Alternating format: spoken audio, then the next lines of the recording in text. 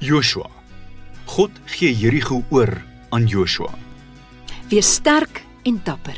Moenie skrik nie en moenie bang wees nie, want ek, die Here jou God, is by jou. Josua 1 vers 9. Joshua was nou die nuwe leier. Hy hou sy hand voor sy gesig om die skerp son uit sy oë te hou. Voor hulle lê 'n pragtige land met groen valleie en kronkelende riviere, baie bome en ryp vrugte. Dit is die land wat God aan sy mense beloof het. In die verte sien hy die torings van die groot stad Jerigo.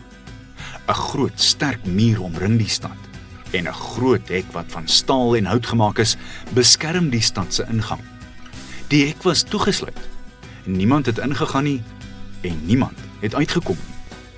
Hoe sal God se volk ooit in die beloofde land inkom as die stad in hulle pad staan?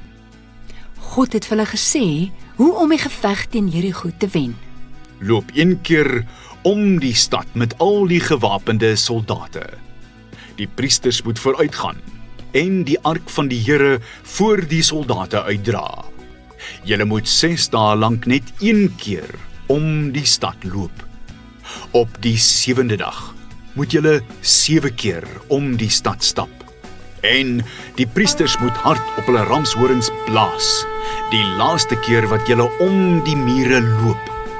Wanneer julle die ramshorings hoor, moet al die mense kliphard skree. En dan sal die stad se mure uit mekaar uitval. Josua het God se oorlogplan vir die mense verduidelik en hulle het gemaak presies soos wat hy gesê het.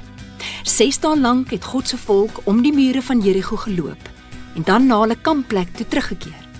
Op die 7de dag het hulle 7 keer om die stad geloop. Toe hulle die laaste keer om die stad loop, het die priesters op hulle ramshorings geblaas. Josua steek sy swaard in die lug en God se mense skree 'n oorlogskreet so hard as wat hulle kan. Skielik verskyn daar 'n kraak in hierdie groot muur.